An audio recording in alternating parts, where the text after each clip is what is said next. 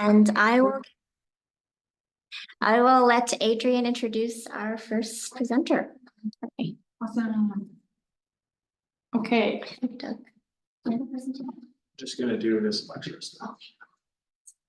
okay, so we have Josh from PG Urban Shroomery. Joshua Halsband is the fungus wrangler of PG Urban Shroomery, a local urban farm, which is a leading producer of gourmet and functional mushrooms. Their product range includes fresh and dehydrated mushrooms, salt blends, teas, and tinctures. They specialize in cultivating a diverse selection of mushrooms, including lion's mane, reishi, shiitake, and various oyster mushroom species. In addition to their products, PG Urban Shroomery offers grow at home and mycology education opportunities, both on-site and online. Join them in exploring the captivating world of mushrooms and uncover the culinary and medicinal wonders they offer. I'll give it.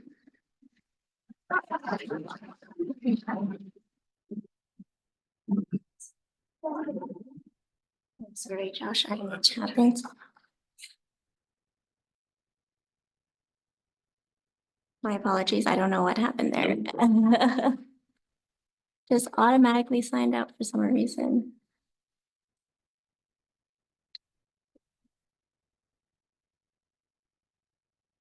Oops, okay.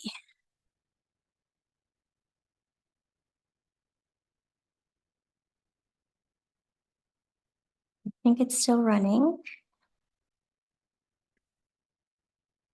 Share screen.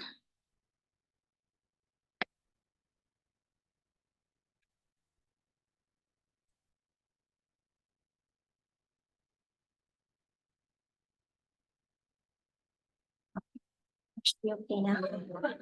Thank you. You're okay to get through? Yeah. Oops, maybe. Oh, there we go. Found him. Oh, there we go. All right. Yes, I'm the fungus wrangler at PG Urban Shroomery. I started growing mushrooms about 20 years ago when I moved out to Prince George. Not so much gourmet mushrooms, but I started to learn how to grow mushrooms because I couldn't find any. So that's what I started to do. And then I sort of did it as a hobby off and on over the years, just giving to friends some gourmet mushrooms and just for fun, something to do in my spare time.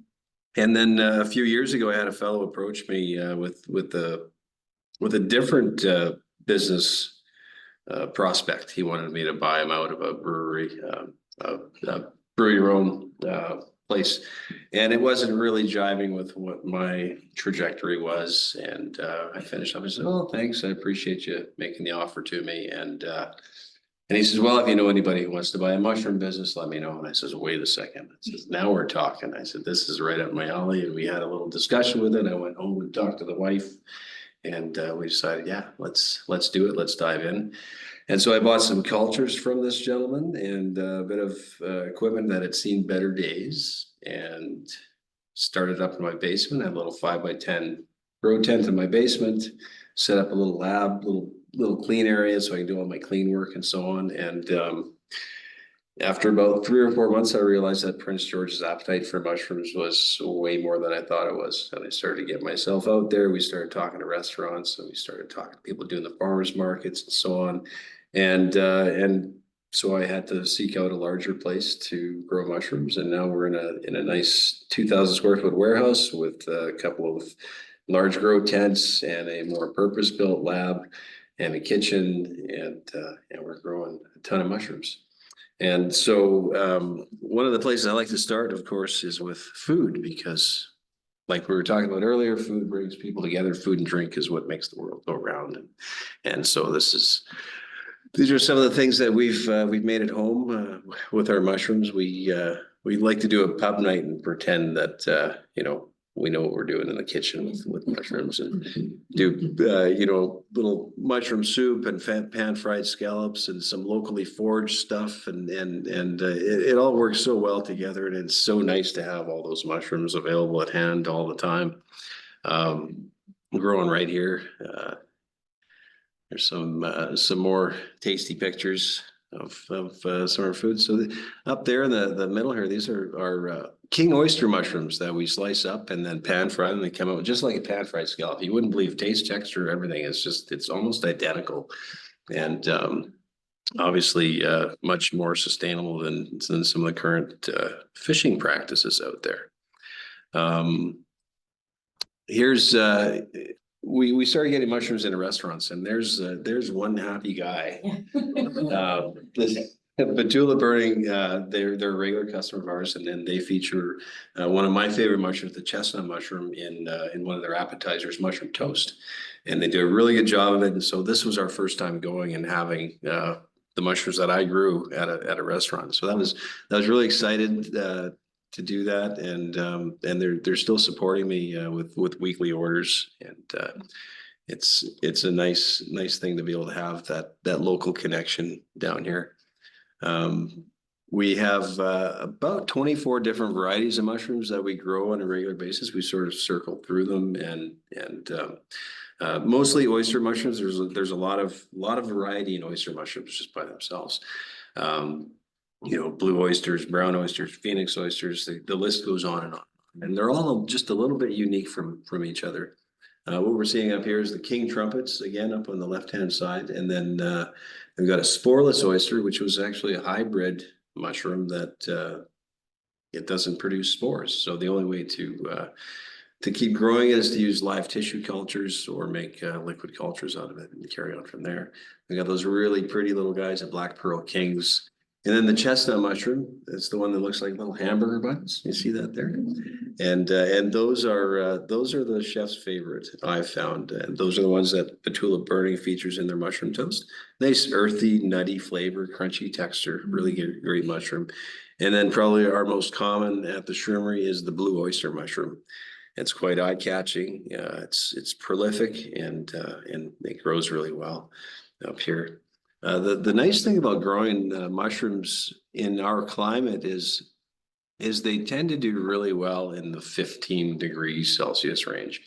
And that works really well for me because I'm not heating the building beyond 15 degrees. And so that's one of the sustainable things about our business is we're not energy saturated. We don't have a lot of energy input to produce what we're producing. Same with the lighting is just LED lighting. They don't need intense spectrums to grow. They just need a little bit of light just as a trigger, so they kind of know what direction to grow in. Mushrooms have there's three things that make a mushroom grow. It's fresh air, a drop in temperature, and light. And those are just triggers to make the mycelium decide that it's time to make the fruiting body. And the fruiting body is sort of the mushroom's final, it's like a flower that makes seeds. That's what the purpose of the mushroom is itself. The larger organism, the mycelium, is something we don't see all the time. It's underground and sort of hiding from us. Lion's mane and reishi mushrooms. I talk about functional mushrooms that we get into. Those are two functional mushrooms. The lion's mane is kind of dual purpose. It's really healthy for you, and it's really tasty. It's a unique gourmet mushroom, and it's unique for its health benefits. It's really good for your brain, to put it simply. It has erinacines and a bunch of other compounds that I haven't bothered to remember the names of because I'm not a scientist. I'm just a wrangler of fungus. But it's good for your brain. And there's actual white papers out there. There's university studies and hospital studies and medical studies that show the benefits of lion's mane and how it affects people's cognition. There was one study I read about recently where they were giving it to dementia patients and Alzheimer patients, and while they're consuming the mushroom and for a period of time on either side, I don't have all the details, I apologize, but their cognition improved while they're consuming the mushrooms, and if they got off the mushrooms, the cognition would go back down to sort of their baseline. Lion's mane, a lot of people hear about it. We like to powder it and drink it in our coffee every day, and it kind of gives us it smooths out our day, and it adds like this nice cocoa flavor too, which is fun. And then you can make crab cakes out of it. or like, slice it and fry it in a frying pan, cast iron, squish it down, and it makes like a cutlet. You can make sandwiches out of it. It's an amazing mushroom. So many different ways you can treat it. And then the reishi mushroom is they call that the mushroom of immortality because it's got so many health benefits. It protects your immune system. It boosts your immune system. It's anti-inflammatory. There's just a whole laundry list of wonderful things about the reishi mushroom, and it takes a little longer to grow than most of my other species, like the oyster mushrooms and standard gourmet mushrooms. I'm probably about a 6-week cycle to grow those, whereas a reishi mushroom is closer to a 6-month cycle. So they're very valuable in that respect. But they don't taste very good, but they're good for you. You make tea out of them, mix them with a little bit of ginger, lemon, some honey if you're into the sweet stuff, and have that every day. It's supposed to improve all kinds of healthful things for you. So the process for growing the mushrooms: spores to spawn, spawn to substrate, substrate to fruiting body, and then the spent substrate gets returned to the soil. It was neat to discover that the spent blocks, instead of having to concern myself with getting rid of them somehow, gardeners love to buy them and put them in their soil, into their compost, directly into the garden. It adds humus. It brings in the earthworms. Mycelium, as I'm sure a lot of us have heard, more than likely you've heard, is very healthy for your soil. It improves the microbiome. It brings in the nematodes. It brings in the worms. It just makes for healthy soil altogether. And so I don't have an issue with having to get rid of my waste from my mushroom production.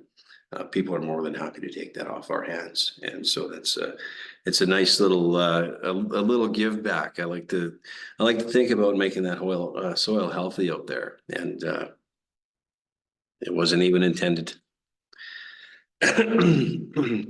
As part of the process, there's a few different ways you can grow and sustain mushrooms. Starting with spores, obviously, is one of the most basic ways to do it, and you start with spores, and the spores germinate, and they form a mycelium. Then the mycelium goes on to usually a spawn, like oat spawn or something like that, which is sterilized oats or grains or something that I can add to pasteurized sawdust, and then that grows out in the sawdust, and that becomes the fruiting block, and then I expose that to oxygen, and away we go. So there's a fun little bit of me pretending to be a scientist, and I get to look in microscopes and cut out bits of mycelium that look nice and grow fast, and make more mycelium, and then more mushrooms eventually. So there's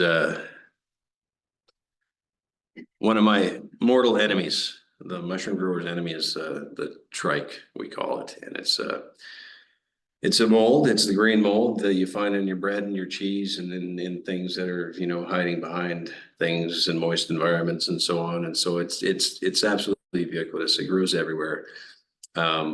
It's really bad for me, but it's really good for garden soil, from what I understand. And I'd like to find a way to maybe grow this in a separate building and just provide the green mold for people who want it, and not for my mushrooms.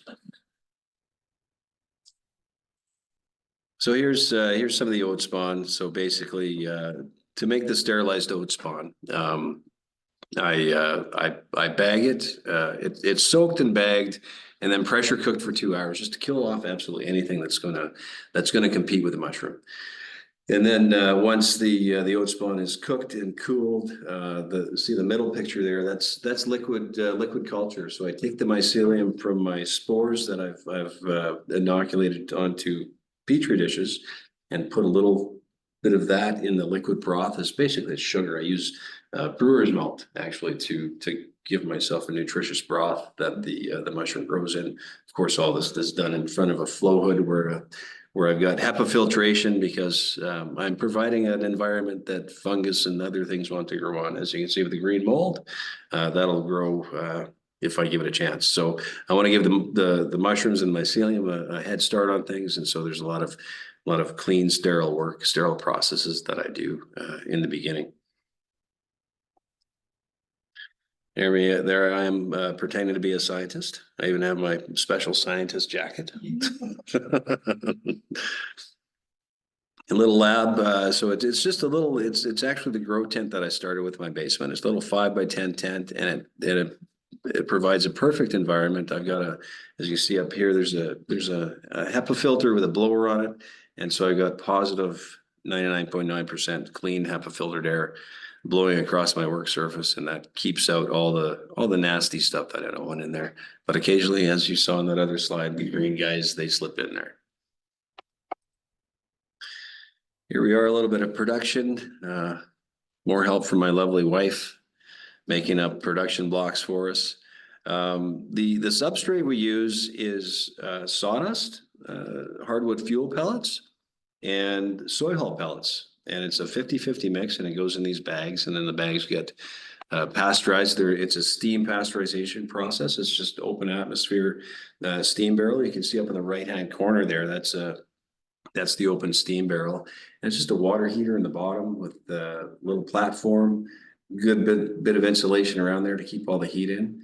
And we bring up the substrate blocks up to 100 degrees Celsius or thereabouts.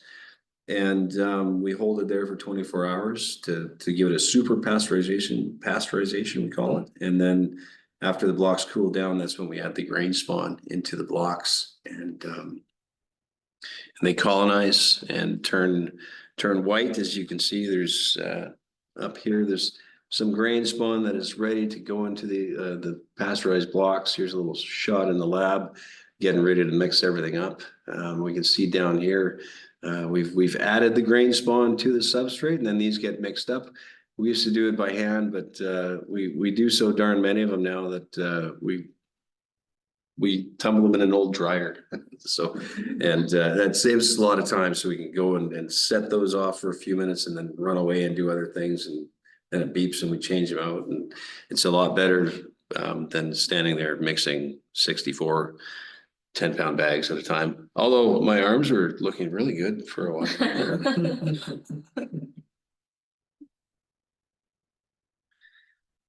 You know, one of the things you're probably noticing is there's a lot of plastic, and that's one of my guilty things about growing mushrooms. There's so much good to it and so much sustainability to it, but I've got these plastic bags, and so I'm looking at different ways to grow the mushrooms without having to use disposable bags. And this is something that is a really big goal of mine, is to get away from waste plastic, of course. I think we're all on board with that these days. And so there's a few mushroom farms my size, around my size, maybe a little bit bigger, a little bit smaller, that are finding better ways to do it. They're using plastic buckets and things like that. So more of the traditional, what you would find people doing in their backyard to grow small batches of mushrooms. The challenge is to do that is I need the infrastructure there to clean and sterilize all the buckets again, because the bags come sterile and it's easy. But if I've got this large 5-gallon bucket, say, that I'm going to try and grow mushrooms in, there's a sterilization process that needs to happen. So I have reached out to some of these people. I'm taking a little trip to Montreal next week, and there is a mushroom producer out there or not next week, next month, pardon me, out there who is growing a little bit more sustainably than we are here in Prince George.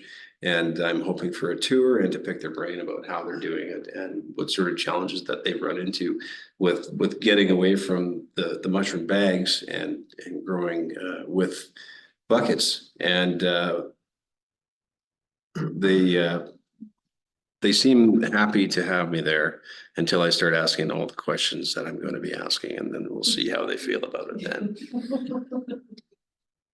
So these are all baby mushrooms, just starting as pins. We call them pins when they're really tiny, and there they are.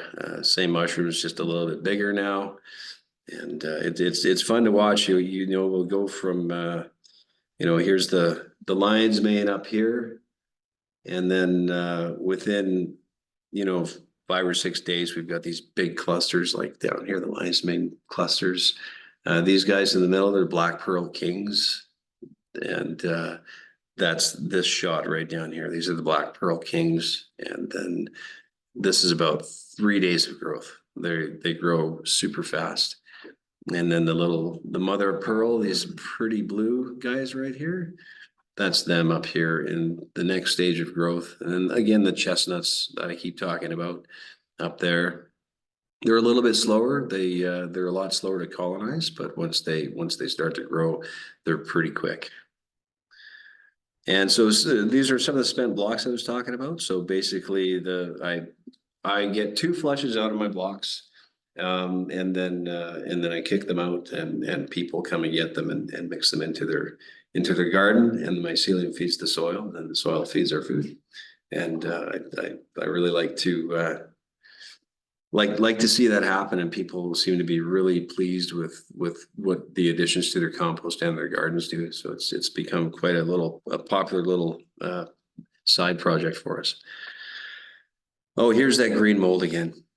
It's funny when we set out all the bags of our spent blocks in the driveway, and people come and pick them up, and they'll always leave the green ones behind.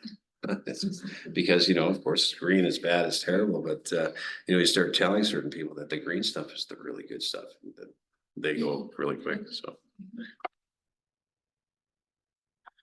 yeah, so farmers market, direct sales, local restaurants, and farm boxes, CSA boxes. Especially in the summertime, as you can imagine, with all the fresh produce and things happening out there, that we're moving a lot of mushrooms. Here we are set up at the farmers market. Just some pretty glamour shots of our pretty mushrooms. And it's a pretty glamour shot of me. And so we're down to the Prince George Farmers Market every Saturday, and then we're inside right now. And come summertime, they'll kick us out on the street, and that's where the real magic happens. There's such a community of people that love to come down and just be at the farmers market. I was recently reading about farmers markets being more of a community center than just a place to go and get goods, and it got me really thinking a lot about more of the things that we can do down there.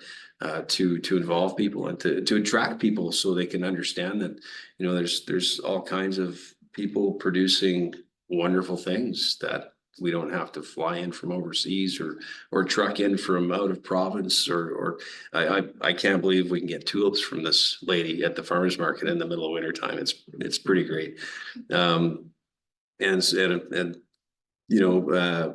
I have chefs come down, and then they see the product. They're like, wow, we didn't know they can get this, and just general consumers, and then it creates a lot of repeat customers, and it's a fun time. These are some of the shots of some of our local restaurants that feature this. Trench Brewing had bought some lion's mane from us and made some lion's mane cakes, and there's Warren from Batula Burning featuring our mushroom toast, and it's really nice to get these our mushrooms into some of the local restaurants. I believe Ricky at the winery has featured our mushrooms once or twice. Yeah, absolutely. Yeah, and I'd like to work with you guys some more on that for sure. Absolutely. Right on. Yeah, our CSA boxes, weekly boxes. I'm not sure what the landscape looks like this year. I know that the PGPIRG is involved I think the Good Food box is kind of gone now, but we're still doing 3 Seeds Farms with Warren and Roanne and myself and Jane, and they're doing a really good job. They've got a beautiful spot down on where is it? Fraser Flats? Foreman Flats. That's the spot. Karen's little farm down there. It's absolutely gorgeous, and they're growing amazing produce, and I'm really happy that they've allowed me to be a part of that and put my mushrooms in their CSA boxes. And grow at home kits. If you like mushrooms and you like growing stuff, or you like just watching things grow, because all the hard work's done, you can buy grow at home kits and just grow mushrooms right on your kitchen countertop at home. Those are super popular. They became way more popular than I thought they would be. Christmas presents, birthday presents, people love giving the grow at home kits to friends who like mushrooms, and everybody knows somebody who likes mushrooms, even if they don't like them themselves. And yeah, so my sustainability goals, you know, I touched on this briefly.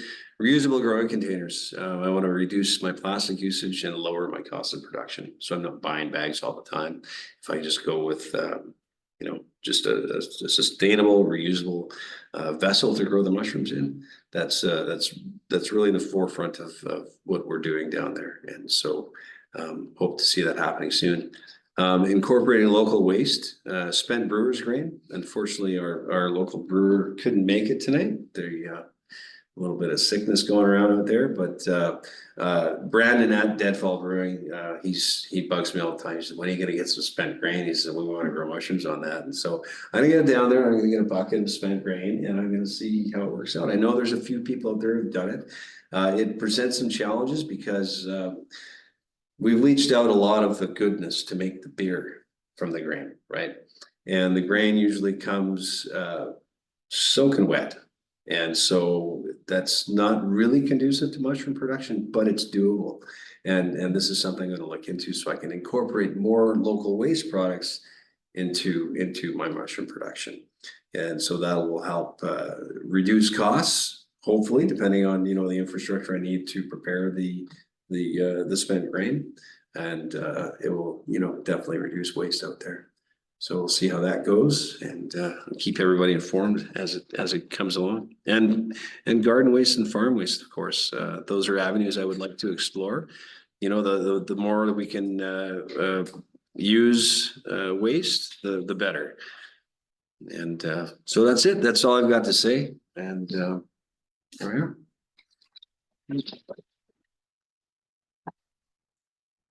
Thank you very much, Josh. Now, we'll have questions after. Okay. Valerie? Yep. You want to introduce the next speaker? I will. Awesome. Let's go. Here we are. So our next guest speaker is a local business owner and operator, and is not a conglomerate, and cares for the water and the planet so that they can function.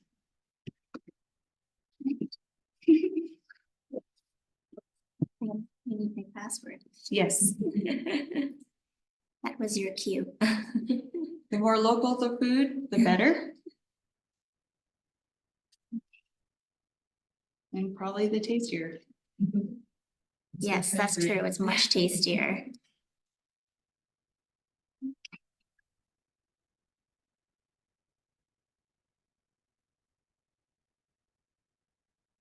And Bless Factory.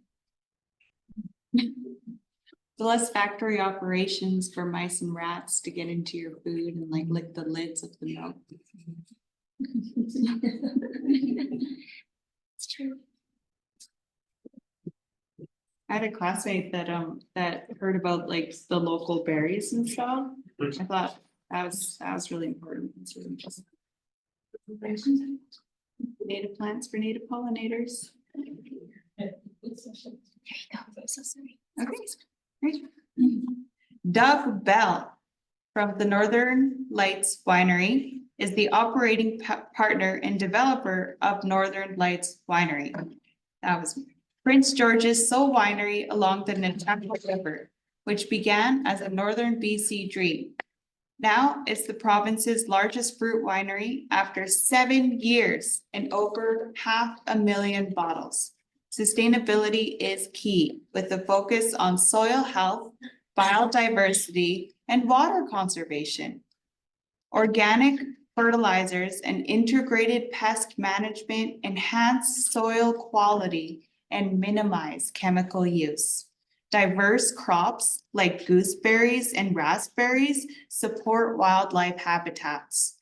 Water efficient drip irrigation and riparian restoration efforts highlight environmental stewardship. Their wines, proudly 100% vegan, use bentonite clay for fining, embodying their commitment to sustainability. Please. Thank you so much. You make me sound way more important than I am. So I got about 15, 20 minutes, is that? Yeah. Okay, cool, sounds good, so good to see you, Mike, it's been a long time. Well, thank you guys very much, thank you for inviting me to come and speak, and I just learned a ton, so I really appreciate it. To be fair, I'm a farmer, but I could be the furthest thing from a farmer when it comes to mushroom farming and stuff like that, so yeah, I'm really happy to hear about that. A couple of things I wanted to talk about. First off, I want to take you guys back a few years, when I was a little kid, probably about 7 or 8 years old. I remember waking up one morning in my bedroom and hearing this banging. It's like, oh, on the side of the wall, and I'm like, what is going on? So I get out of bed, right, I'm 7 years old, I don't know what's going on, I walk out my front door, and there's my dad, and he's standing there and he's ripping the stucco off the front of our house. And he's and he tells me, oh, he's decided that today he's going to redo the fascia in the front of the house. And why is this important? It's not really important from any standpoint of like why we were doing that, but I asked him, I'm like, you've been talking about moving, the plan is to move from this house in the next, period of time. Why are you doing this? And he said, well, in our family, everything we touch, we try to make better when we leave it than when we came. And that is the mission of our company, is to make your day better, is to make everything we touch slightly better than before. So if you are paying for one of our products or services, that you feel like you got more value than what you paid, and that your day was slightly better. We always try to exceed your expectations by a little bit, and hopefully by a lot. And this translates into everything we do, from the products and services, but also for the greater environment, right? And that's one of the things that was really important to me and my family, because we've been doing this for a long time. Now, Northern Lights Estate Winery is carbon neutral. But what does carbon neutral mean? And what does sustainability really mean? Because I bet you that if I took each one of you into a separate room that you couldn't hear what the other person was saying, every single person would have a different perspective on what sustainability means to them. Because it's very subjective when you think about it. There's always more you can be doing. For instance, some people might say, I just want to reduce my carbon footprint. Sounds great, right? But then you say, well, what about eliminating your carbon footprint and being carbon neutral? That's the gold standard, right? Well, what if you could become carbon negative and help other people, with their emissions? Well, that would be even better, wouldn't it? Well, what if you could keep going, what if, and you could always do more. So from my perspective, you have to think about, especially from a business standpoint, intent. And the reason I say intent is because we always have to continuously elevate the bar of what sustainability means to us, to society, to our customers, to our staff, to our shareholders, to everyone. And so what we try and do as you kind of think about your own life is, what is one thing I can do today that's going to make it better tomorrow? And then tomorrow you have to say, what's one more thing I can do, and one more thing, and you think about it like a staircase rather than to try and jump up a huge cliff in one jump. It's just not possible. So why do businesses decide sustainability is important? Anybody in here think of what are some of the reasons that a business would want to be sustainable? Anybody want to give me any answers? Yes. So you can make money. So we can make money. So if we're going to make money from sustainability, that means that our customers need to care about sustainability. And I don't know if we noticed, but this is a great event. Not a lot of people here right now. So do people care about sustainability? And it's a serious question, I'm just asking. Do we think that they do? I think that they do, yes? I think a lot of people don't really think about it. Like, they don't really take into consideration about that kind of thing, which they should, obviously, right? But I think sometimes it may be just be one of those things that not a lot of people think of. Yeah. And yeah, I think it also has to do with the fact that they think only about the present. You know, they don't think about what's gonna be like in the future. If you're not economically sustainable, I guess. Right? So economic sustainability is a form of sustainability too, and I'm glad you said that. And so when you're doing sustainability, you have to link two things. What is your own moral compass? Where do you want to go? Okay, and then what is the customer willing to pay for? And or how can you demonstrate the benefits of what you're doing over somebody else? Because if they don't buy my wine, they can buy a lot of other wines out there, right? Maybe they're not local, maybe they're grape wines, maybe they're fruit wines, maybe they're made out of honey, maybe they're made out of dandelions like we talked about earlier. It doesn't really matter. There's a lot of choices out there. And so the consumer, our value might say, hey, I want to do this, but if the economic sustainability isn't there because the customer won't pay for it, then that's not going to matter. So it's really critical that we do a couple of things. Number one, that we meet the customer where they are, what they're willing to spend. And number two, that we demonstrate the benefits of what we're doing so that in the future, they're willing to spend more money if it's necessary to do those things. Now, there's only one other way around that. And the government's tried it, and that's like mandating specific segments. You have to meet these targets of these things, so then everybody has to pay more. And there's no competitive advantage to do things the way they've done it in the past. But I think one of the biggest mistakes we always make is, I care about it, so why doesn't this business care about it? And the reason why there's so few businesses that are carbon neutral today is because they find that it's either too difficult, that costs too much money, and the customer's not willing to pay. And that's what the people in this room have to actually start working with friends and family about, is making choices in their day-to-day lives that might be incrementally less convenient or incrementally expensive, but because it's the right thing to do, and talking about those things with their friends and family, because that way we're gonna actually move into a future where people are willing to take these little steps. Now, there are many other advantages though to being carbon neutral and to doing things sustainably.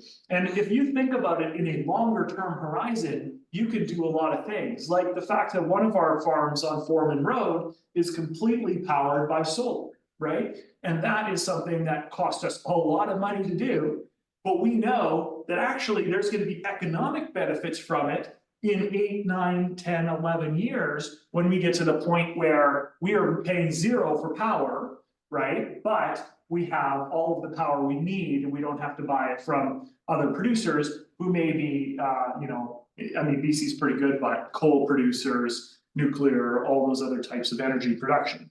So there are things you can do if you can have a long enough time horizon that's really good. So three different types of sustainability to me. First off is a sustainability from the carbon neutral standpoint. That's what we do. That's what we advertise, but there are so many other completely different components to it. As a carbon neutral winery, the way that we do it, because we cannot eliminate some of the outputs that we have of carbon. So there's 3 scopes within a carbon neutrality. Scope 1, scope 2, and scope 3. First of all, it's everything that we do from the time that we receive our goods or products to the time that our customer receives it. So that's like, the natural gas that heats our building produces a carbon footprint. The vehicles that deliver our product across the province and across the country, that has a carbon imprint. The goods or the products that we use in our goods, so like the glass has a carbon footprint. So there are some things that are just today, there's no alternatives to make it, yes, sir. What about the food itself? The fruit itself is a very interesting one. Itself Yeah, has yeah. Carbon imprint too. Well, there's some benefits when you're growing, right? Because you're capturing some Silly carbon. money on fries. Yeah. So it could go both ways. There are some benefits, but then there are also costs in terms of like fertilizers and stuff like that, which can have carbon Silly too. money on fries. That's right. Yeah, I don't know about those, but it makes sense. And so when you're scope 1, you're talking about that, it's like you have to have some carbon. Today, it's just not practical to have zero carbon and have a business. So the way that we can contribute is that we can do what's called buying carbon offsets. So first off, we have to measure our footprint, and we actually do that in coordination with UNBC. And so we're able to measure our footprint of how much carbon we have used from the time that we got the products to the time the consumer gets those products. And we also do a second step, which is scope 2, which is our employees' carbon footprint. So our employees actually have to drive to work every day, right? Right now, I can't convince them all to walk, and I can't convince them all to bike ride, but they will drive to work and drive from and to work and stuff like that. So there's a scope that we have to allocate carbon for that, so we can buy offsets. Now, what is an offset? It's not as good as being carbon neutral, but what it does is essentially it will take other projects around the world, and we will like plant trees, and we will reduce outputs of emissions from other businesses. And so we pay to have this done, and so we reduce more than our imprint of carbon in the actual atmosphere going out on an annual basis. And by that definition, we can claim carbon neutrality. Now, there is a scope 3 as well, and that is everything that happens from the businesses before you. So for instance, if I have a vehicle that I'm going to deliver my wine to my customers with, that vehicle was made with carbon emissions. So if I'm paying for all the carbon emissions that happen from the time that vehicle is in my possession and using gasoline and different things to get it to customers, that I'm taking care of. But what about all the carbon emissions that it took to create the vehicle, all the batteries, all the components, all that kind of stuff? What about the emissions that it took to get the bottle, to manufacture the bottle, and the bottle manufacturer, their equipment and their building and all that kind of stuff? So there's what they call upstream and downstream emissions. And so we're not at the point yet where we can offset all of the upstream emissions, the ones that happened before us. Eventually, we would like to move towards that direction as well, because we see that as a benefit, but that can be very costly as well, because we have no control over what our suppliers are using and stuff like that. So first on sustainability that I'm talking about is that. But there's other components of sustainability too. So one of the sustainability things that I always like to think about is environmental sustainability that moves beyond the carbon footprint. And so we think about a lot of things like, for instance, the insect populations. It really kind of makes crazy sense to think, okay, we're in farming. What do we need to farm plants? We need bees, right? We need bees to go and pollinate our plants and make sure that we have good fruit sets and that we're able to make great quality products from that fruit. Well, the insect populations for a lot of farms are devastated, because what happens is you get on a lot of these large farms what they call monocrops.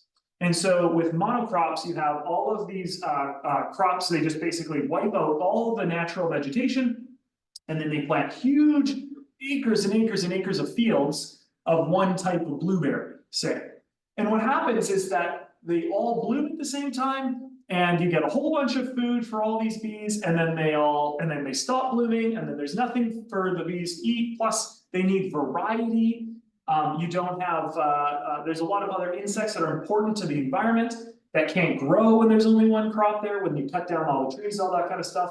So farming can have a huge negative impact on insect populations, on animal populations, the birds and deer and mice and everything. So we have to think about that and how we can maybe help mitigate our impact. Things like growing a lot of different fruits on our farms is allowing it. Making sure there's pockets of trees here and there, which will help protect and bring life to that area and not completely devastate it from the animal population.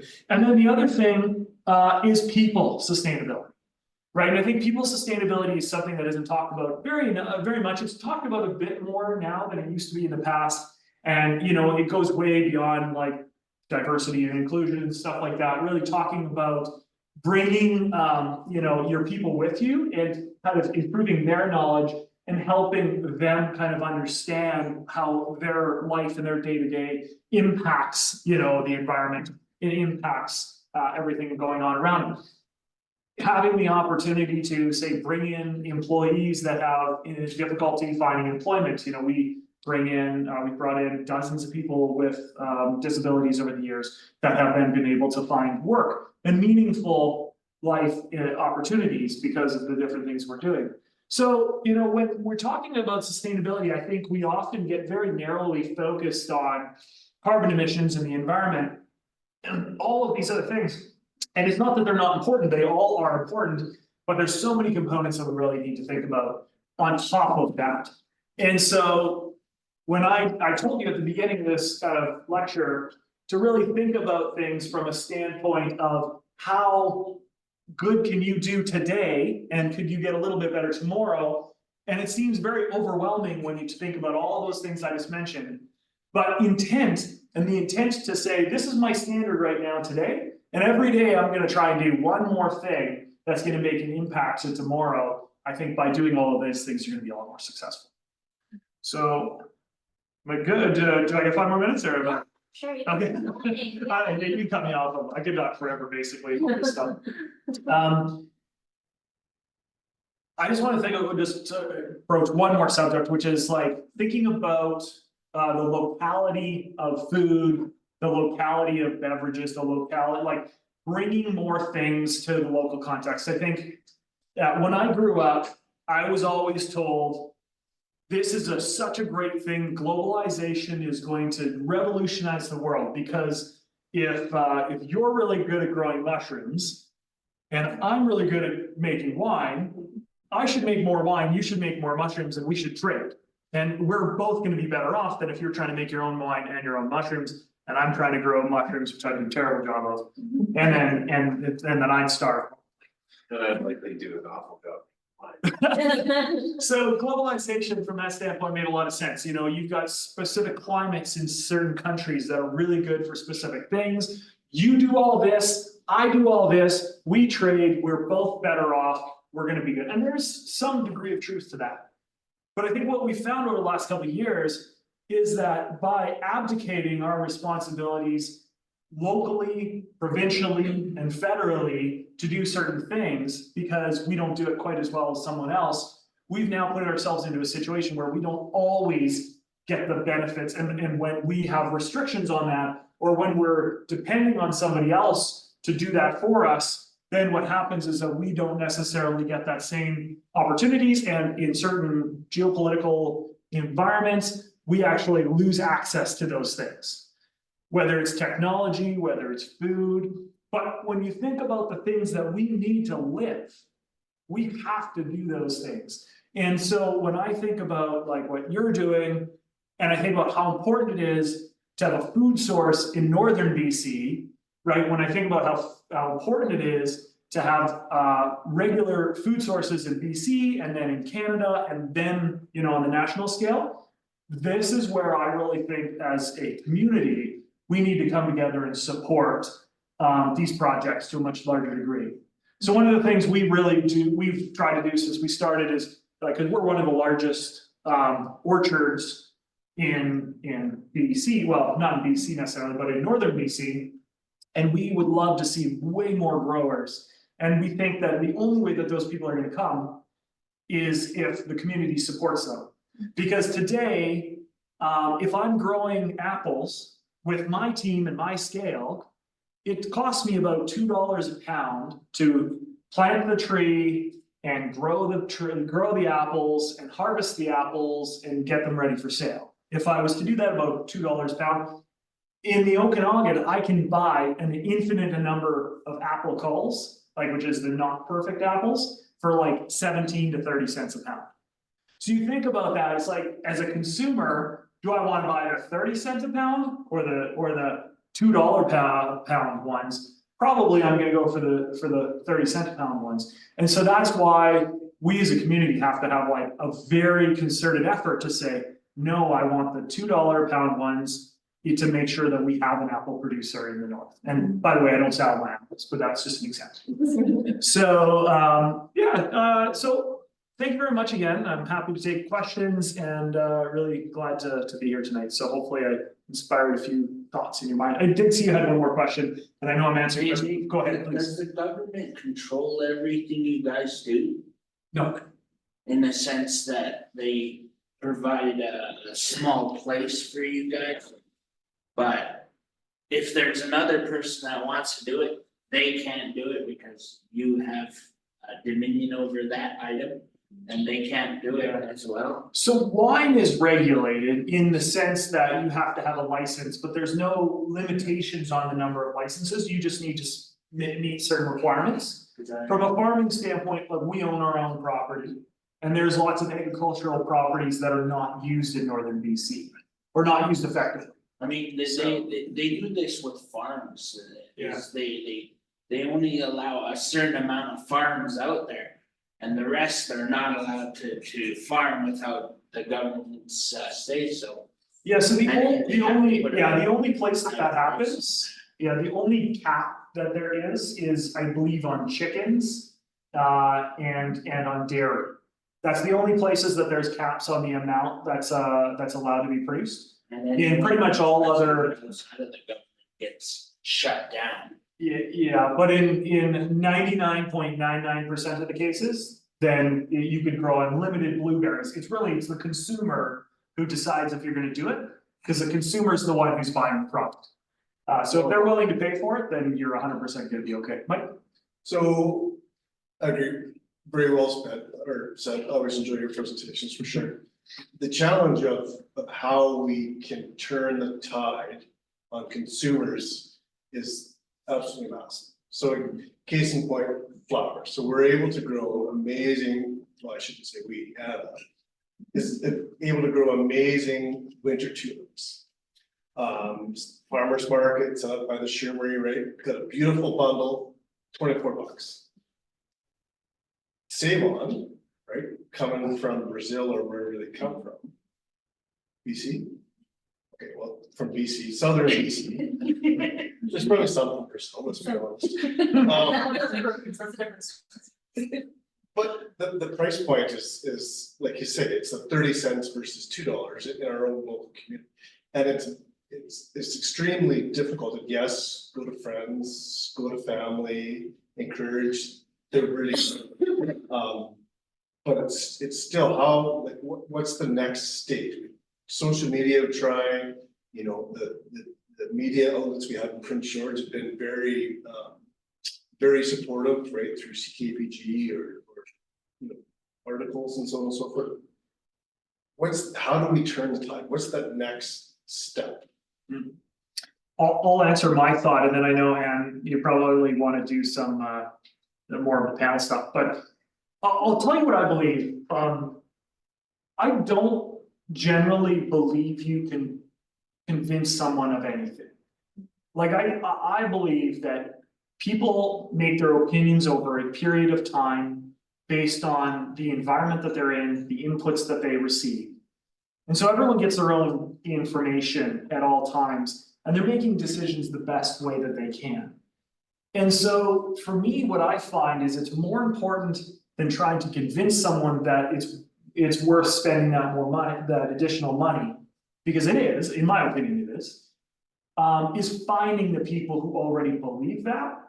And that's the most difficult thing. And so it's then when it comes to social media and conventional media, it's about getting the word out to the right people. Now, how do you know who the right people are? How do you get that word out? And so that, I think, is like, that's a skill that not everybody has. That's a skill that's like speaking your message, talking about why it's important, and then finding out who reacts. And then when you find out who reacts, find out who are they, like, what is their circle, where do they hang around, like who are the people like them, trying to really dive into that aspect. And in some cases, it might be like specific, there might be 100 people, or there might be 1,000 people, or there might be 10 people, or there might be 10,000 people in that demographic. But if you can find those people and then you just find a way to message to them, then you're going to be successful. And then, by the way, the more that those people buy of your products, the more they're going to talk about it with their friends, their family, and then over time, you're going to gain more followers, and you're going to find people are more in that realm. Or if you find that the audience isn't large enough, you need to find out what is the break point for them, right? So for instance, might be like, I don't know what the difference is, say $3 versus $13 for a similar scale or size. They might be like, I'm willing to pay a little more for local, but there's a break point for me. So what is that? And then how can we modify our businesses to meet that need for the customer? Because it might be like a scalability question, right? It might be that there is 10 people at this side, at this price point, but there, if you could lower the price point by $5, you could get 1,000 people. So that's scary to scale your business to that size, but if you knew that, if the answer was yes, and you knew there was 1,000 people at that point, then you might get much bigger, much faster, and you might be more successful. Or vice versa, sometimes it's worth increasing your price, but doing less, because less work for the same amount of end profit is often a good thing too, right? I'll sit down because I know you've got a process here, but thank you. Wondering And I'm if happy to you answer had questions. any thoughts about that as well? Yeah, I absolutely do. Thanks, Doug. Really interesting points. Nice to listen to speak about this.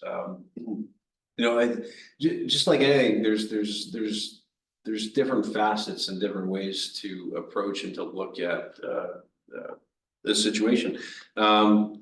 I think I'm in a unique position with my mushrooms because my price is parity for oyster mushrooms that you can buy at the superstore.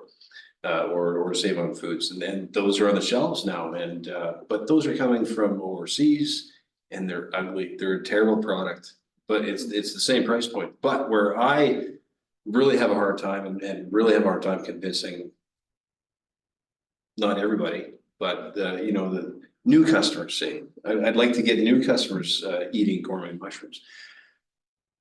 Button mushrooms are so cheap. They're like, what, $4 a pound? I don't know, because I haven't bought them in forever. Why would I? But you know, button mushrooms are really cheap, and you know, your standard manure grown, factory grown mushrooms, I cannot compete with that. There's no way that's going to happen. But what I do have is a gourmet, unique product, locally grown, that people really appreciate. The people that come buy my mushrooms, that come down to the farmers market or send me messages and say, hey, I want to come and pick up mushrooms. Those customers, they already know what they're getting. They know they're going to pay a premium for a premium product. And they're there for it. They're there for because they're interested in culinary, they're interested in their health, they're you know, I don't, you know, there's obviously different demographics and different levels of people. Not everybody is going to appreciate going out to a nice meal at the bistro. They would rather go to Denny's and get the bang for their buck at Denny's, and that's fine. And that's why we have the Denny's and McDonald's and bistros and Petula's and all of these places. There's different people with different tastes. However, having said that, if I could reduce the price of mushrooms at the farm gate to get more people on board with that, I think, and it is close to my heart, I like to feed people. I like to feed people healthy, tasty food, and perhaps open up their minds or their pocketbooks ultimately to buying, you know, gourmet mushrooms. And so there are challenges there. I would like to get closer to, you know, more of a mainstream distribution, but you know, I think it's probably doable, but you know, I don't want to sacrifice other things to make that happen. I don't want to increase, I don't want to use chemicals. I don't want to use, you know, these other processes that can, you know, make scale things up just so I can bring my price level down. Because, you know, right now there is definitely a section, a demographic of people out there who are willing to pay for a premium product. Yeah. So I guess the question to the panel on that, and maybe not a question so much as potentially a challenge, right? We're speaking about demographics, and they're looking at quality products, quality wine, quality mushrooms, quality flowers. I would argue that if we're looking at overlapping circles, the overlapping circles of your demographics between these three independent businesses is probably quite high. So is there an opportunity, and I think we've got great outlets like UNBC and the farmers market where we've got some advertising. Because now you've got a capture market, they're coming, to be able to somehow share. So whether it's a stewardship email distribution list, right, that highlights these groups, because your demographics are overlapping. And the more you can overlap, like you said, that your farm basket thing you have is absolutely brilliant. And I think, Doug, you've done something similar in the past, right, with these gift baskets or whatever are, and then I just think about Peterson Farms, for example. And we're already interested in reaching out to see if, somehow being associated with them. But I think that's the challenge to all of us that are looking to capture that demographic, is sharing within our own demographics the benefits of what these other amazing producers, because we had some of your mushrooms the other night and they were delicious. And it was the first time my 5-year-old wasn't complaining about mushrooms.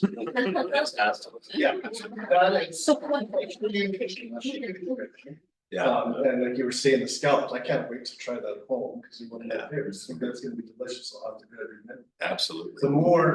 The more we can work together, and it's a challenge to us all, I guess, to spread the good word about those that are working with us, the stronger we are. And I think a really good point to that effect is if we look at Deadfall, or we look at Trench, or we look at Crossroads, right? Got these amazing microbreweries, and they're all stronger by working with their competitors, because they're not really competitors, they're complementary. So I don't know, they're complementary or something, but we just make each other so much stronger by working together. Yes. It's the challenge, because we're all so busy trying to do our own thing. How do we find the time? We all got babies at home, or bigger kids, and it's just, life is big. How can we remove the busyness to allow our businesses to excel? Yeah, and relying on each other to springboard into, maybe those outer circles of those demographics that perhaps aren't totally overlapping. Yeah. But they're gonna be there, and I've experienced that springboard effect from getting my mushrooms into the restaurants in town. People go in at PG Urban Shrubbery, we've got a mushroom guy in town, and then they come to the farmers market. They look me up and they find me on Facebook and they see that I'm there, and they come down and then they're like, wow, this farmers market, I didn't know we had this. I can't believe how many people don't know that we've got a year-round farmers market where they can come and buy fresh baked goods. And in the summertime, obviously, more produce and all these things, and then flowers was just mind blowing still, but but getting people to come down, getting the flower lover to come down and see the mushrooms, or see the wine, or see the whiskey, or things like that. And they're gonna tell their friends, they're gonna spread that word around, and it's gonna grow. But I think we need to be there to support these people and educate these people about what we've got, and sharing and using each other. That's a great idea. Yeah, I think what I've found in kind of the 9 years since the winery's been open, and more generally in my 16 years of business so far, since I've been running our group of companies, is there's kind of two components to that. I think a rising tide floats all boats, right? And if you think about your example of the breweries, I think that their goal is not to get more people to drink more beer. I mean, that would be really socially irresponsible to some degree. As is my goal is not to get people to drink more wine. My goal is to get people to drink more local wine or more BC wine. And so if they make choices rather than going to the Anheuser-Busch's, Bud Lights, whatever, to drink the local brews, then I think that everybody wins and everyone succeeds. One of the problems that a lot of businesses, a lot of small businesses find, is that you have to be very delicate in how you approach your customers. So for instance, what happens is if you have an audience, right, if anybody has an audience, and that audience feels like they're being monetized too often, then what happens is they will deteriorate the relationship that you have with that audience. So it really has to be organic and natural, and it has to really fit. And so there's a couple of different ways you could do that. Generally, I find, like, when you are working with like an organization like the farmers market, it's really great because the farmers market is they're all winning from having all the different businesses there. If one business was at the farmer's market, and you mentioned this is like, it's not as busy in the winter, one of the reasons it's not as busy in the winter is because there's not as many businesses there. Right, and then when the summer comes and you got a big group of businesses, and then you get a bigger audience and more people come down. So that's one way of doing it. The other way of doing it is where you're adding value to the customer. So it's kind of like what I said, our mission was to improve the day of the people that we interact with. And so from a social media standpoint, if I come to them and say, hey, here's this great local business and you should support this business, and they say, yeah, okay, maybe not. But if I go support them, I might not support you as much, or maybe it's not relevant to me or whatever. But if I go to them and I say, hey, thank you very much for being part of our community. And because you're part of our community, if you happen to be going to get flowers, here's a 10% off discount at this place. I'm not asking for them for anything for myself. I'm just offering them something that if it fits their needs, then they get something, then it makes more sense. Right, and so that's where that's where businesses have to get creative and understand how they can support each other. While making it natural and not detracting from the hard work that like you're doing building your community and I'm doing building my community and you're doing building your community. And I think that really makes sense. And then also, you know, for you guys is finding what is the occasion where people are willing to spend a little bit more, and like how do we capture those people? So for instance, on Facebook, you can advertise to people who have recently moved their status from in a relationship to engaged. And you happen to know, hey, those people are gonna have a wedding pretty soon. Well, maybe we wanna actually try and get we wanna get the flower business before they've decided where the flowers are gonna be. And you can have a specific ad going to that person. Or if somebody's having a birthday, right, if you're just trying to get awareness, a free flower on your birthday, where you can advertise on 5 days before their birthday to 5 days after their birthday, respond to this message and I'll come bring you a free flower for your birthday. And that free flower, you have a $5 off gift certificate for them to use at a different time. Something to that effect. All of it costs money, all of it costs time, not all of it works, but it's like really trying to find those occasions, those consumers, getting into the nitty gritty and then moving forward. But I agree with you, a rising tide floats all boats, and that's how it works within even the broader wine industry.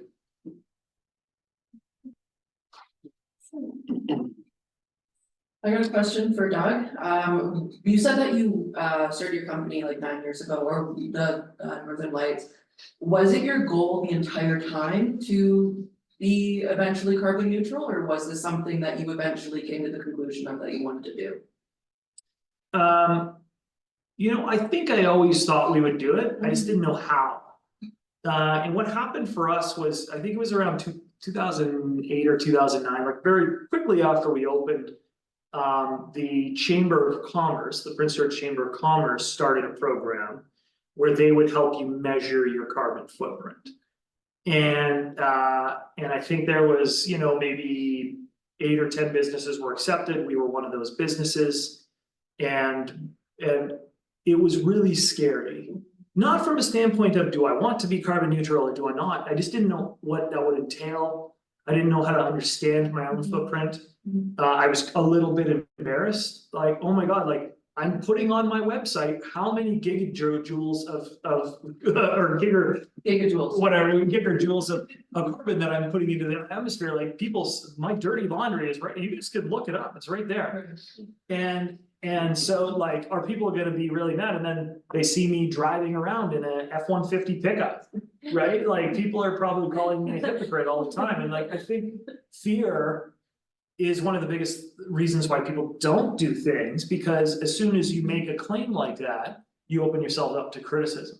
Right. And so that's why it comes back down to that intent piece, which is, am I intending to do better today than I did yesterday and tomorrow than I do today?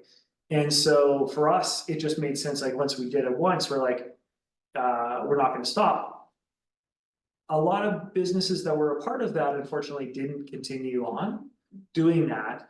And one of the problems was when the program ended, there's not a very viable, relatively easy way of getting a third party to measure your carbon footprints. And so luckily, we've been able to work with Sarah at UNBC to do that. But if we didn't have her kind of working in our corner, it's gonna be more and more difficult over time.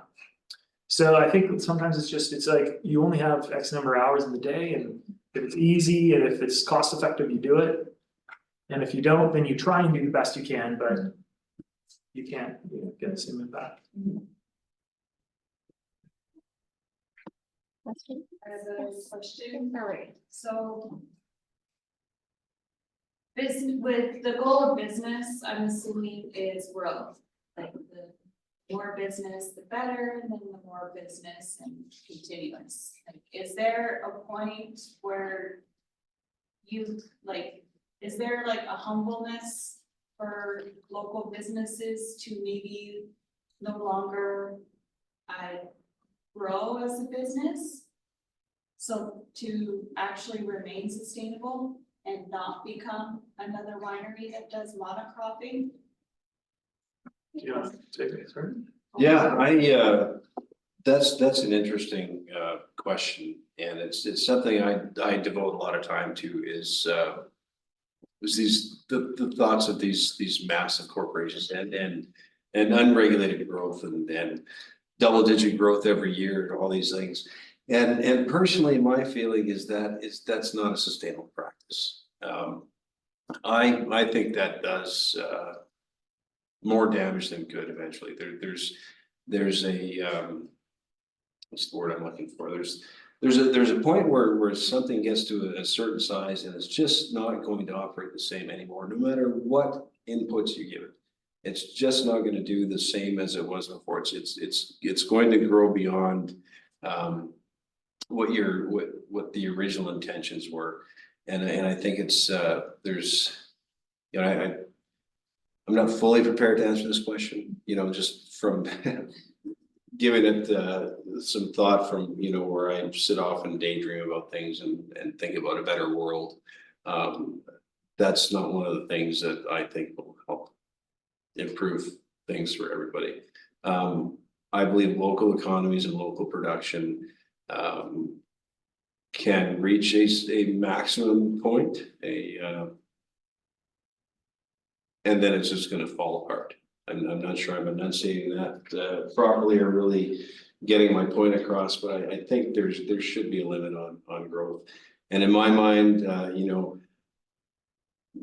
my goal would be to have 4 or 5 people employed, gainfully employed, you know, a good living wage, making mushrooms for local people and just feeding good product to people close by.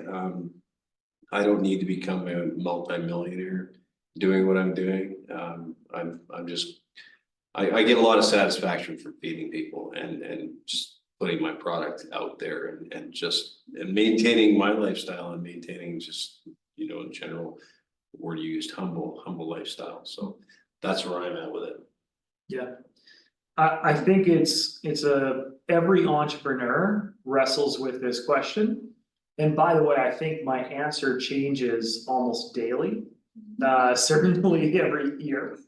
You know, when I was starting out, you know, I wanted to be the biggest. Now my goal is to make Prince George recognizable on the international stage for its warmth, for its hospitality, and for its people. And the way that I can accomplish that goal while being sustainable is through growth. And so, you know, when I look back and I've traveled across the world, which has spent a ton of carbon footprint again on, you know, on planes. One thing that I've recognized is that I think Prince George, and maybe it's okay in some ways to be underrepresented on the provincial and the national stage, but I hate when I go places and they say, yeah, I've met a lot of people from Prince George and you'd say, well, where are you from? And I hear them whisper, Prince George. And it really drives me nuts because I'm proud of this place that I live. I'm proud of the people that are around here. And I want there to be recognition for the city and the Clay-Tenay First Nation and the natural beauty we have here. and all of these great things. And in order to do that, you know, there has to be some growth. Now, I think that a lot of businesses, a lot of companies get labeled as like evil corporations when they get to some point. And I think some of that is well deserved. And I think that you don't have to be that way. I think that people could be respectful and sustainable and grow with the morals and the mission that they have. And still fit that local size. But there is no doubt that as you get larger, it gets harder, and it takes someone with like a really strong vision and a good leader to not accept shortcuts that will end up harming sustainability in the long run. So any growth that we undertake, the first expectation is that we're not making the world a worse place by doing that growth. And if the answer is yes, we're actually impacting more people in a positive way. We're making sustainability more nationalized or better on a larger scale, then you do that growth. And if the answer is that by taking that next step, you're actually going backwards, then you don't. And if you can have, you know, as long as you stick to that moral compass, I think you can do both to a degree. But you're 100% right that it is harder, and you have to be very mindful as you grow. Just a tidbit of information, just recently, and we'll see coming soon, we talked about governments and government oversight. You know, the government, it will be looking for, what's the term here? Sustainability reporting standards are gonna start coming into some of our accounting practices and whatnot too, right? So when companies are reporting out earnings, there will be a requirement, a legal requirement to report it out on ESG standards, so environmental social governance.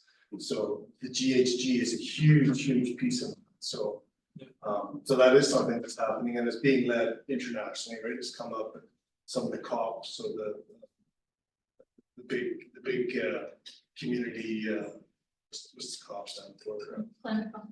Yeah, the climate conferences, right? So they're starting to see this as being influenced, and governments are going to adopt. So within our both the provincial and federal system, you know, the expectation moving forward is there will be additional. And that visibility is absolutely huge. Now, who determines like the ESG standards? It's really critical that that's like well understood, right? Because if you're gonna get a report card, people better know, is that the right standard to live by? And I don't know the answer to that. I know, you know, it's well recognized as the ESG. So what I hope is that, you know, that visibility will then directly impact consumer behavior and the choices people make.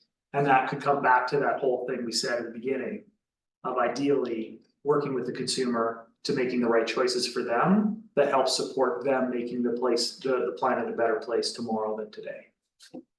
So I had an interesting conversation just internal to family, and it was about Taylor Swift, because everybody knows Taylor Swift. And it was about GHG emissions, right? So she is, by one individual's modeling and whatnot, had the most GHG emissions of any person on Earth, right? So the most GHG emissions, automatically, bad person. And I decided to take a different take on the conversation. I said, well, yes, she's got lots of GHG emissions, but if she's waving the ESG flag, recognizing that she's flying around with us, her social influence, is that actually going to cause more positive benefits, even though recognizing she herself has got these emissions? I think the answer would probably be yes. So, but it's an interesting conversation too, right? Because again, she flies everywhere, right? Get it back for Super Bowl. But because she does have a following and does, you know, supposedly commit to some of these ESG pieces, is she actually better for the climate, even though she's got so much? So I'm interested in. Yeah, you know, I'd like to think so. There's a saturation point to anything. I think her flag waving for you know, reducing things and just her being socially responsible. I would like to think that she's having a bigger impact than her carbon footprint is having. I don't know that though, but it would be nice to think that's the way it is. Now, the other part of that equation, or one part of that equation is that people are gonna think that deeply about it in general, and they're not going to recognize the good that she's doing, and they're gonna wrap it all up into the bad, you know, and we're seeing so much of that on the social media and the brief vitriol that gets exchanged out there, and people are ignoring that really good point, like her being socially responsible. There's a cost to that, you know, there's a cost to getting that message out everywhere, and her flying around, maybe that's part of the cost to it, but can we as a society recognize those subtleties? I'm not sure that we're quite there. I'd like to think most of the people in this room can recognize that, but I don't know. So that's a big conversation. Agreed. Yeah. Go ahead. The thing about the airplanes is, they may be flown by people. But generally speaking, the only ones that should be to blame is the airport itself, not the people. Cause they're the ones putting out the pollution, not the people.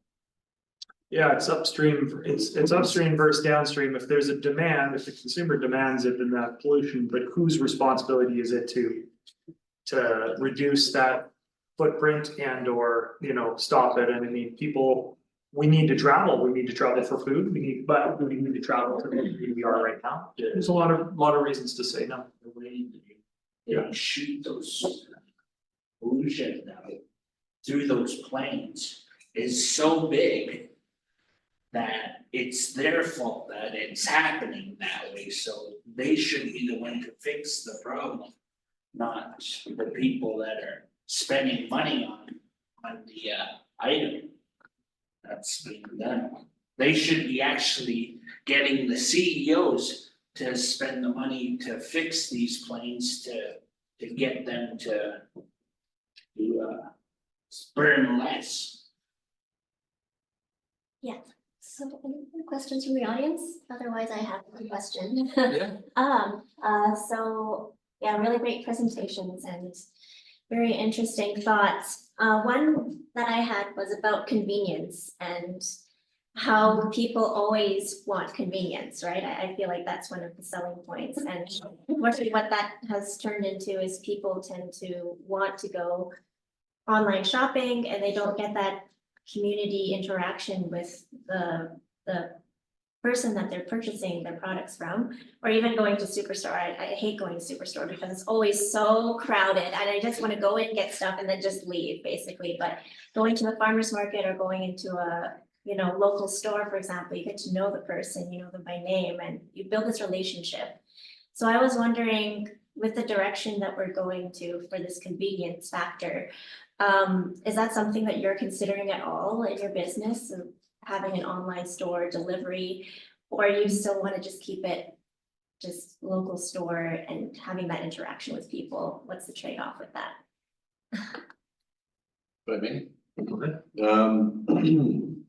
I really like to interact with my customers. I like to talk to them about how to prepare mushrooms and different flavor profiles, and I love to cook too, so we get into really great conversations.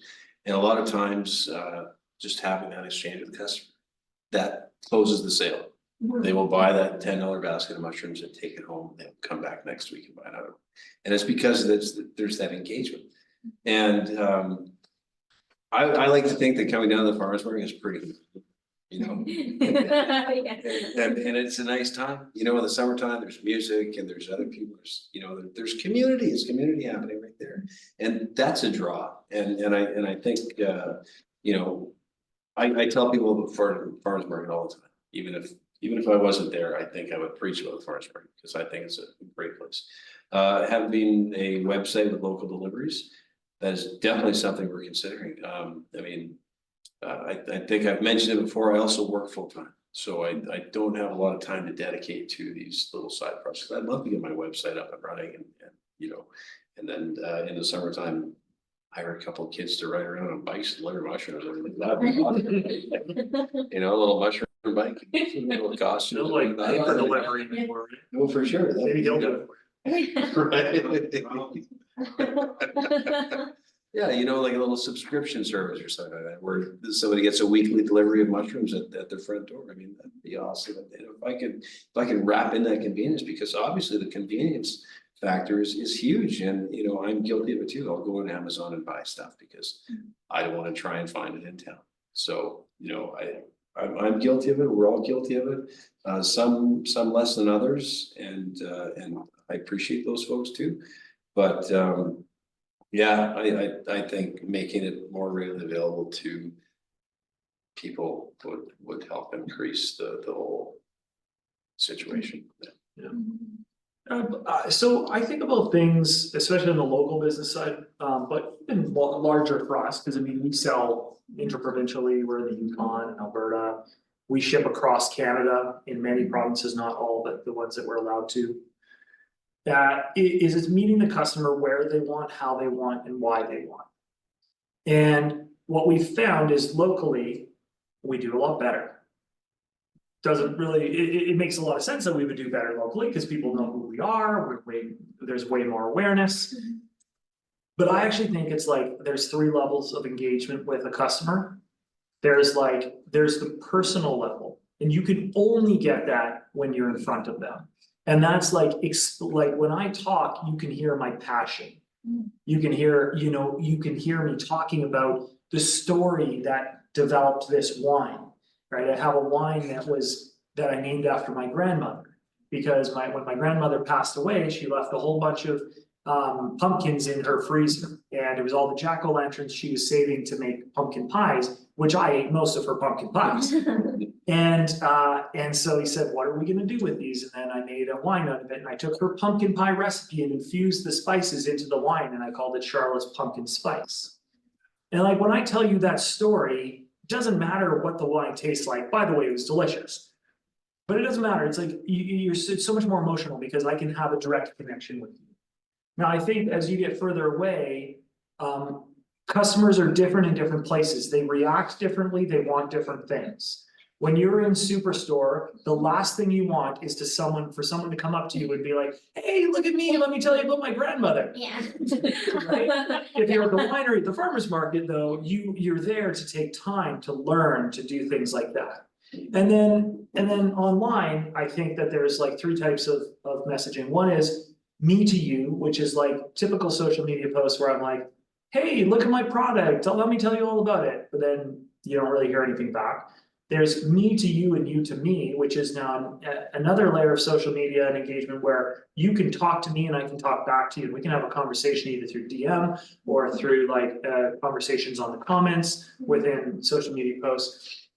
But the real, like the golden one is me to you, you to me, you to another customer and another customer back to you.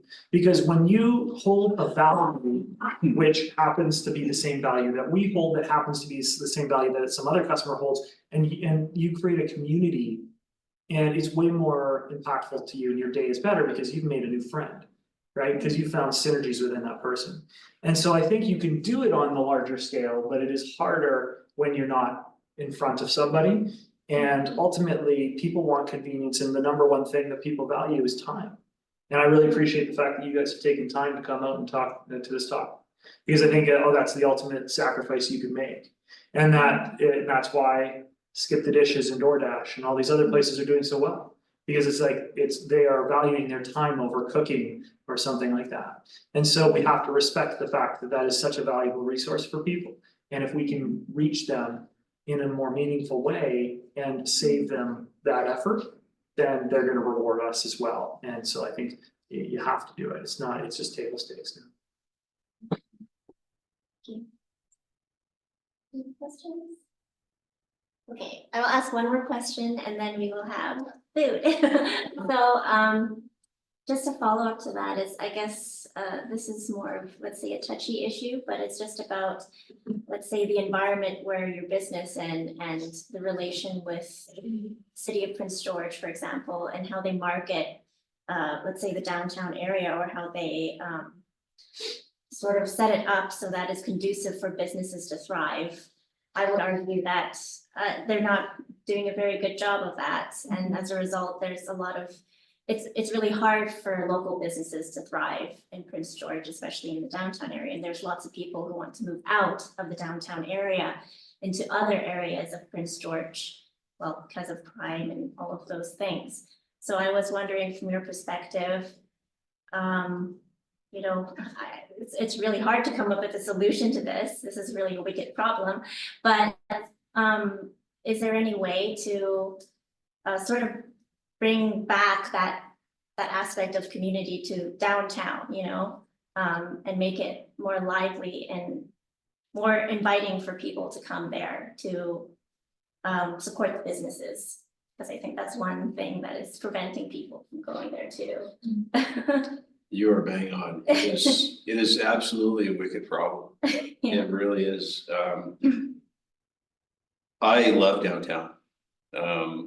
I love being downtown. I live in the Miller Addition. My business is located in the City Works Yard, the old City Works Yard, which is we back onto Moccasin Flats. So I see it every day. I'm down there. I see the problems downtown.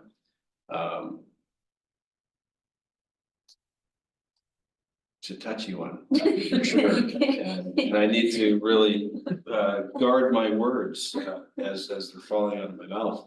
But you know, there's a lot of deeper societal issues that we need to tackle, and I'm not sure how we're going to do that. I don't think anybody's really sure how we're going to do that, but I think it's got to be a multi-pronged approach, and we need a lot of the private sector to help.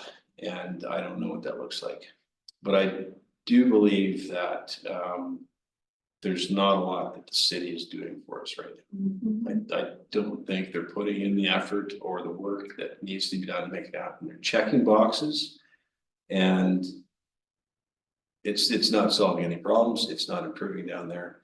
It pains me to see the vacant buildings, the vacant downtown, and just not have that activity and that livelihood down there. My wife and I were recently in Calgary, and you know, it's not a huge city, but it's bigger than Prince George, it's smaller than Vancouver. We kind of fell in love with Calgary, to be honest with you, and their nightlife, and they've got a homeless population. They've got the same problems that we do, but they've also got as far as I can tell, a really good city council who's on board with bringing people down there and helping to maintain the streets and offering social services to folks that need it, so they're not just hanging around on doorsteps at night. And yeah, I'm not sure what else I can say about that without going on pretty huge tangents, but I don't know. What do you think? Go downtown, Yeah. that's the solution, More people that is the downtown. solution that we as consumers can do to help is Yeah. go down there, because when there's weekend events like Cold Snap. Yeah. You know, and Kiwanis Ale Fest, and there's the beer crawls, and I mean, you're walking around at 11 o'clock at night going from one place to another to get beers or to go catch a show at the Knox Performance Center. And when there's people out doing things, you know, yes, there is still unfortunately people sleeping in doorways or sitting in alleys doing what they're doing, but it's less of a threat to us as shoppers and consumers and people, because there's people out. There's numbers of people out enjoying themselves. And you know, we live close to downtown, we do most of our shopping downtown. I've never had any kind of bad interaction with anyone downtown. Some lady yelled at me because I was looking at myself in the window, but whatever, she called me vain, and I thought that's a weird thing to be called by someone, but okay, whatever. And I just think, even though it's not the best, and there are problems with downtown, making sure that you still get down there and support the businesses in ways that you're comfortable doing so, is something that we, as non-city council people, can do to keep the downtown relevant. Yeah, support the folks who are down there, support the businesses that are down there already and, you know, maybe spread the love, as they say, right? So, Yeah, I think at the end of the day, and I won't get into any of my subjective opinions on what would be the best way to approach it. I think that as a business, we're all facing the same conditions. And so people still need to eat, they still need to they're still gonna go to restaurants, they're still gonna do all these things. So if we take down, like subjectively, I would like to see downtown thrive and grow and be successful. If I take a step back, I wanna see Prince George grow and thrive and be successful. So no one segment of the city is gonna determine what that means. And so coming back to your last question of like, it's time and ease of, you know, access to your products and services and making sure people feel like they're valued and giving them a great experience is going to make your business grow, whether you're downtown, whether you're in College Heights, whether in your heart, doesn't really matter. You're gonna do that, you're gonna grow, and you're gonna be successful. I think societally, for us to be successful, downtowns have typically, historically, been a big part of that. And so in order for us to do that, we need to come together, and I actually think her answer was bang on. I had a conversation with a former premier of the province of British Columbia years ago, probably 15 years ago. And they said that the biggest mistake that was ever made in Prince George, and this could be controversial, this is not my words, was UNBC coming to the Hill versus going downtown. Yes, Because 100%. if we had 5,000, to your point, if we had 5,000 people or whatever the population of UNBC is at this time, 6,000, whatever that is. In downtown every day, then every day is Winterfest. Yeah. Every day is, and if you think about the things that drive a large group of people. We have pushed them all outside the court, and that's been our own doing, and that's province-wide, that's citywide, that's federal-wide, there's a lot of decision makers. That have made that choice. And if we had the CN Center downtown, and we had the UNBC downtown, and we had Costco downtown, would it be a different place today? 100, I don't think a single person would disagree with that. So when I think about, you know, bringing more people, I think those are the mistakes we made, but then there's another. Where this actually came, this is something my dad always has said. And it's amazing how little changes in 2 years and how much changes in 10. And so the problem is we often think short term, I have a problem now, how are we gonna fix it in the next 2 years? And it comes back to, it's so daunting to try and solve a problem where you have to jump up a 40-foot cliff in one step versus saying, this is where I want to be in 10 years and taking those logical steps to get there. And I think that from a city standpoint, from a province standpoint, from a federal standpoint, there are decisions that could be made that wouldn't solve the problem tomorrow, and we would be all pissed off in 2 years when we said, nothing's changed. But when we looked back in 10 years, we would be much happier, and so I think it's very difficult, and it's gonna take some extreme leadership on all levels of government. And by the way, and like you said, there's a part to play with business as well, that they have to be on board with it, because we are great at screwing things up. We're like, oh, I wanna build this, and they're like, the city will be like, sure, I'll just change the city plan for you. Right, cause they wanna see jobs and they wanna see growth and stuff like that, but if you really took a concerted effort, I think it could. Cool. Thank you. And with